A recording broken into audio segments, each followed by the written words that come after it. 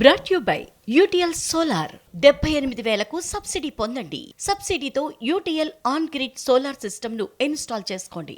రాజకీయాలకు కాదేది అనర్హం అన్నట్లుగా ఉంది తెలంగాణలో పరిస్థితి. భూకంపం సెంట్రిక్ గా కూడా రాజకీయ రచ్చ నడుస్తోంది.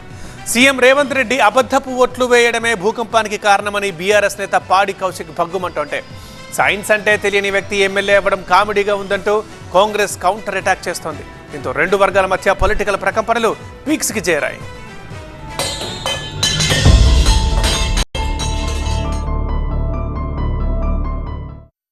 రేవంత్ ప్రమాణాలే ప్రమాదాలు తెస్తున్నాయన్న కౌశిక్ చదువుకుంటే బాగుండేదంటూ కాంగ్రెస్ కౌంటర్ అటాక్. భూకంపంపై నెక్స్ట్ లెవెల్కి పొలిటికల్ ఫైట్.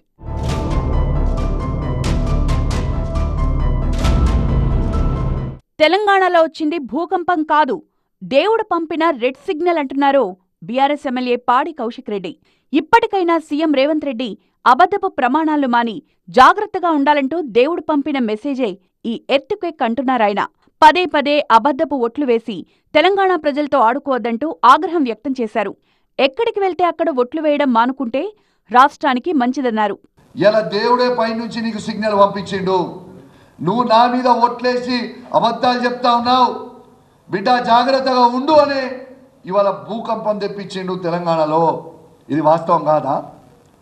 ఈ పాపం మొత్తం రేవంత్ రెడ్డిదే. రేవంత్ రెడ్డి చేసిన పాపమే ఇది. రేవంత్ రెడ్డి గారు దేవుళ్ళ మీద ఒట్టేసి అబద్ధాలు ఆడినందుకే ఇవాళ భూకంపం వచ్చింది. అదొక రియాక్షన్ అనేది చెప్పక తప్పదని చెప్పి సందర్భంగా తెలియజేస్తా ఉన్నాను. కౌశిక్ రెడ్డి కామెంట్స్ పై కాంగ్రెస్ నేతలు కస్సుమంటున్నారు. అసలేం మాట్లాడుతున్నావు, నీకైనా అర్థమవుతుందా అంటూ కౌశిక్ రెడ్డిపై కన్నెర్ర చేస్తున్నారు.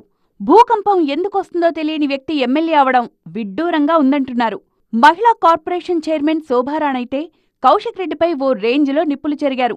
భూకంపాలు ఎందుకొస్తాయో తెలియాలంటే మినిమం చదువుకొని ఉండాలన్నారు, లేదంటే పక్క వాళ్ళని అడిగైనా తెలుసుకోవాలి అంటూ మండిపడ్డారు శోభారాణి.